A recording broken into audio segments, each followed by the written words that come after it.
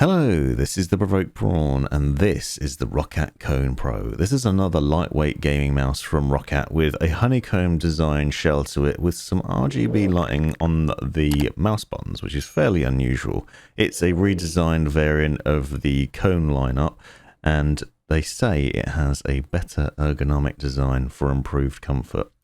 Refined to perfection, and I'm going to talk to you about what this mouse is like to use, show you it as it comes out of the box, and cover off what the features and facets of it are and what I feel about it and how I've enjoyed using it and the things I don't like about it and the small annoyances with it. But otherwise, generally, it's been a nice mouse to use. It's quite a nice looking one, fairly unusual. Usually the RGB lighting's on the back rather than the front. Also has, as you'll see, some quite shiny areas to it, which I have mixed feelings about, and you may well do too. But it is, generally speaking, a nice looking mouse. It's lightweight and it's quite a good size as well. I found that it fit nicely in my hand, and that sort of goes in line with previous Kone mice that I've seen. Slightly larger, more comfortable. Now this mouse is available in black and white, and there's also an Air version, which is a wireless model, which is more expensive, and I'm going to be reviewing that in the near future as well. So stick with me and watch out for that video. Now, as I said, this is a honeycomb mouse, but what the Roccat's done is they've kept that sort of outer shell to it in the same way they did with the Burst Pro, so they can keep it lightweight by using that honeycomb design, but also not have you worry about getting dust and dirt inside it by having open holes in your mouse. So if you want a lightweight mouse but don't want to have to worry about it getting dirty, then this is the one for you. Now, other highlights of this mouse is it includes a Owl Eye sensor, which is Roccat's own sensor, and that's based on the Pixart PAW3370. It has an adjustable lift-off distance that you can change within the Swarm software, and I'll show you that and other things later on. 50 Gs of acceleration, up to 19,000 DPI. If you're insane, you can go that high. One thing of note is there is no DPI adjustment button on the mouse itself. As you will see going through this video, there's only a button on the underside for switching profiles, but you can customize the buttons to do other things. You'll note it has quite a large mouse wheel, and I'm going to go into a bit more on that in a minute, and some large thumb buttons on the side. It has a very sort of smooth texture to it, a very shiny texture, which I found gets a bit oily and greasy over time and could be a bit slippery in the hand. So unfortunately there's no grip tape included in the box, but we will see there's extra PTFE feet if you need them. Now I wanted to measure the weight of it because Roccat claims it was 66 grams. Mine actually comes out at 92 with the cable, but 63 if you take the cable away from the scales. You can see that's 63, so it's actually a bit lighter than they claim, depending on whether you want to weigh the cable in with it or not. It is a lightweight, flexible cable though. It's designed to be agile and not to cause you dramas, and I haven't had any problems with it. Those PTFE feet also mean it glides around the desk really nicely, and it's easy to move and fun to play around with. It's a nice looking mouse too. They've done a good job with the ergonomic shape of it. You can see there's a nice recess where your thumb would sit. There's not a rest for your thumb exactly, but it does have a nice design. Now on the underside you can see that profile switching button I was talking about. That's the default setup, so you can set profiles within the Swarm software and flick between them. You'll also note some fairly large PTFE areas. I've seen larger, but I've also seen smaller. It's quite nice to have big ones because they're obviously very slick, and you get extra included in the box, so if they do get scratched or damaged over time you can swap them out, and that's always nice to have additional things added that you can use without having to pay extra to worry about, so that's nice.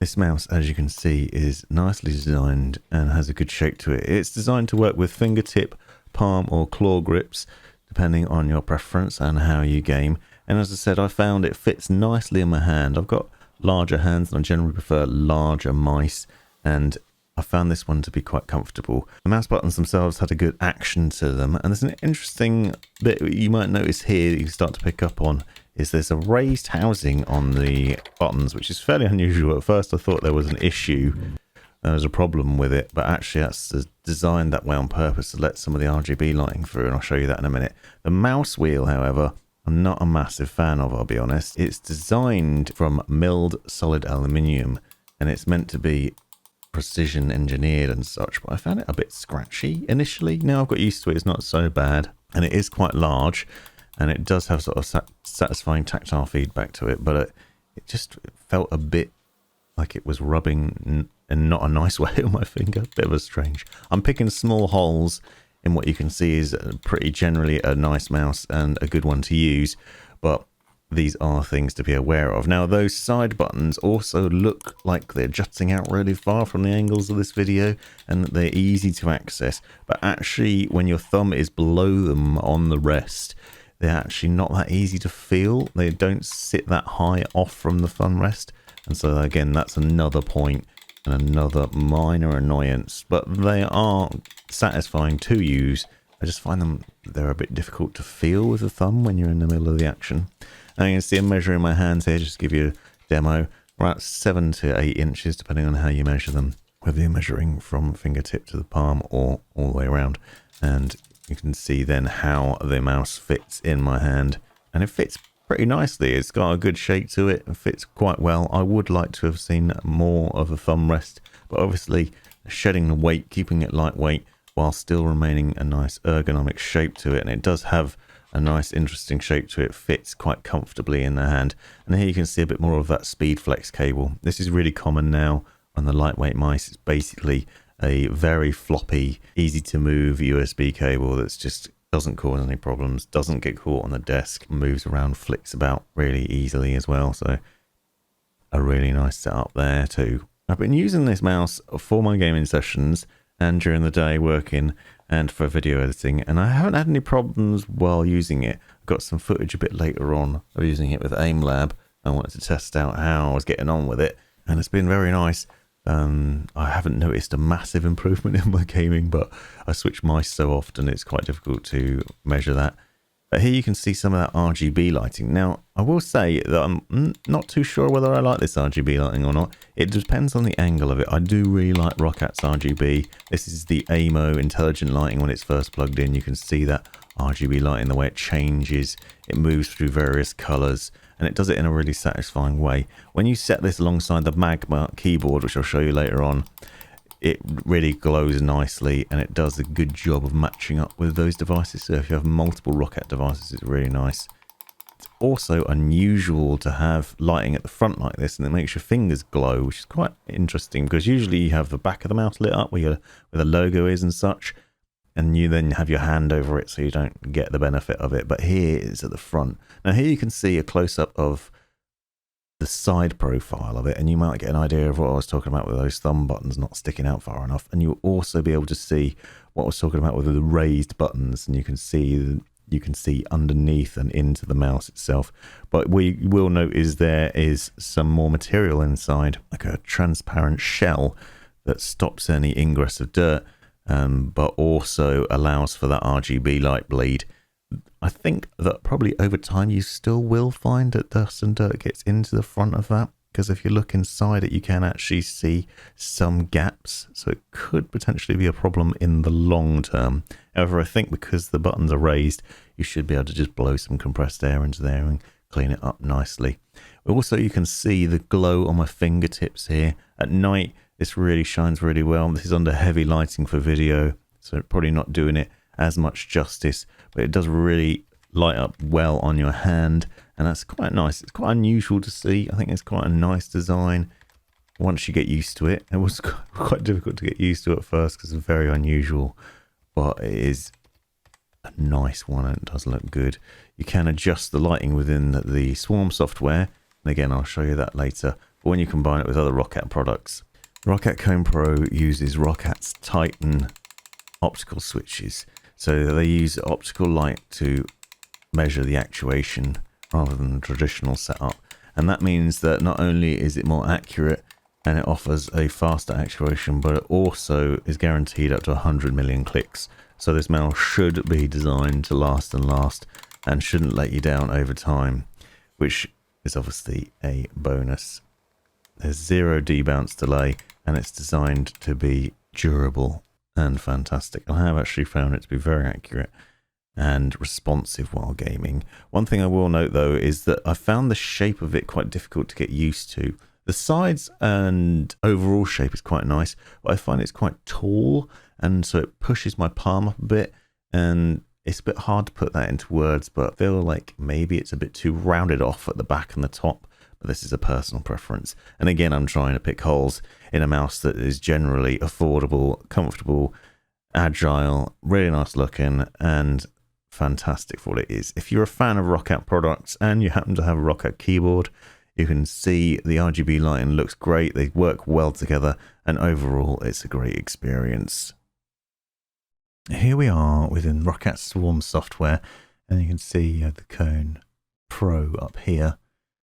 And you'll see a number of different settings that you can change between. You can adjust the vertical scroll speed, double click speed, pointer speed, and DPI switching. This is an interesting point of note because, as I said earlier in the video, there is no DPI button on the mouse itself. And so although you can set different levels of DPI, you can't actually switch between them as standard. The button underneath the mouse is actually for profile change, and you'll notice down the bottom there are 5 different profiles set up here. So you could set a different DPI level for each profile and maybe some other settings, and then switch between them by pressing that. Whether this bothers you or not is obviously going to be a personal preference. I like to have a DPI button on my mouse personally, so I like to be able to change DPI levels depending on what I'm doing, whether I'm gaming or working, or even just adjusting it. And to have the ability to set different levels. You can see you can go all the way up to 19,000 as the maximum if you wanted to, and all the way down to 50, which is very, very low. And obviously you can then apply these and switch between them in here or on the hardware. Now, button assignment is something that you can do. You see, for example, that it is possible to change the profile button, and it is something I've done because I have gone to button number 8, which is the underside profile button, and I've changed its DPI cycle. You can go DPI up and down, you can cycle between the various modes, or you can do whatever else. You can also see that you can reprogram all of the buttons on the mouse, including left click. You have the ability to change between various different presets that are already set up. Balance preset, you'll notice, has an interesting setup to it because it includes Roccat's Easy Shift button as the rear thumb button. Now, Easy Shift is an interesting technology from Roccat which allows you to set a secondary action. So on the right hand side here, you'll see that there are Easy Shift buttons set up for all of this. So what you have is the Easy Shift activation button on button 7, rear thumb button. Press and hold that, and then you can activate these other actions. So in this case, it goes for media playback. So if you press and hold 7 and then press the left mouse button, it'll skip back a track.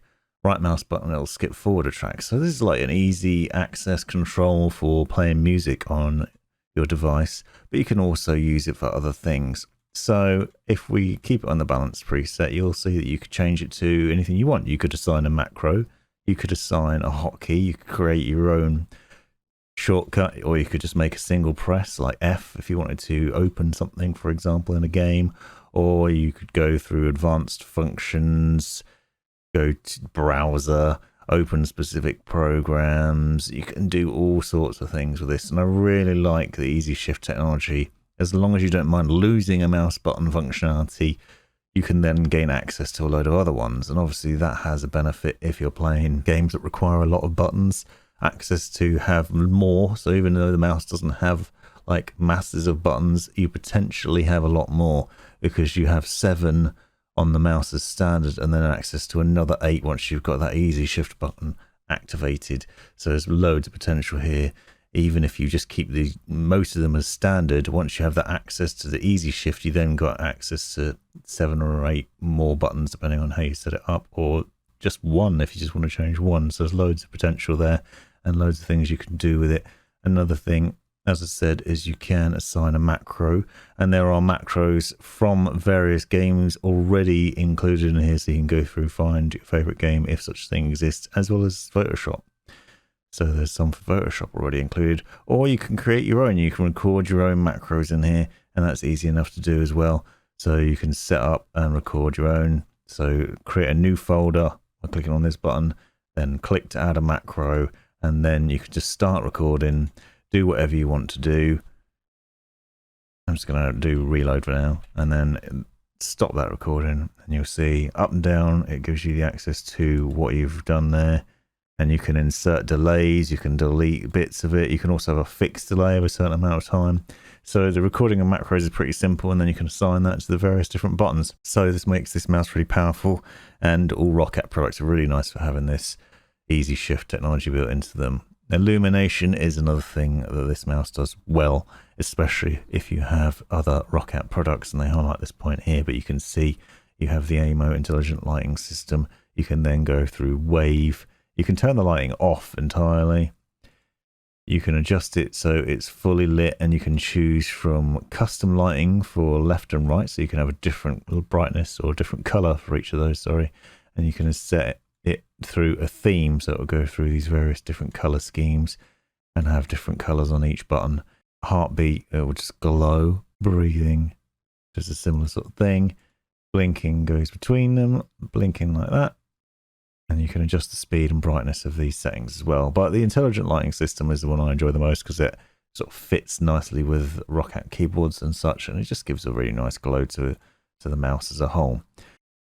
You'll see that you can adjust the distance control, which is lift-off distance, and basically shows you how high you can lift it off the desk between low and very low, and you can customize it as well based on what you're doing and calibrate it there. To be honest, low and very low, there's not much difference in it in my experience. The polling weight is also set to 1000 as default, and then there's a few other settings, including setting the RGB lighting to timeout. Fairly straightforward software, and you can obviously program a multitude of settings and profiles depending on what you want to do, so it's really straightforward and easy to use. One last thing that I wanted to do that I'm experimenting with mouse reviews from now on is testing the mouse out in Aimlab. So Aimlab is a software that you can get for free on Steam that will let you hone your shooting skills for FPS games, and it can be used to basically test and find weaknesses in your abilities. But I thought this might be an interesting way to sort of sum up how I am performing with each mouse, and then be able to compare them in future to see if mice give me an improvement. But here you can see some of my scores from Aimlab using this mouse. Obviously the effect is going to vary depending on your skills and your setup and your DPI levels, so it's not a perfect gauge of it, but the results from Aimlab and from just general experience have been really good. So all in all, a very nice mouse, really good looking and capable in a number of ways. The only lowlights for me is it's possibly a bit too shiny and slippery on the sides, and the lack of grip tape means it's hard to keep hold of, but it is nicely ergonomically shaped and sits relatively comfortable in the hand. It is a bit tall for my hand, but I do like the overall size of it. It's also lightweight and agile and responds really well all day long.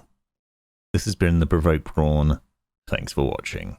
This has been the Provoked Prawn. Hope you found this video useful, interesting, hilarious, or otherwise. Take a look at these other videos that I think you might find interesting as well. And have a look at the description for links and other information you might find useful. Click that join button to see the benefits of being a member of my YouTube channel. And most importantly, have a great life.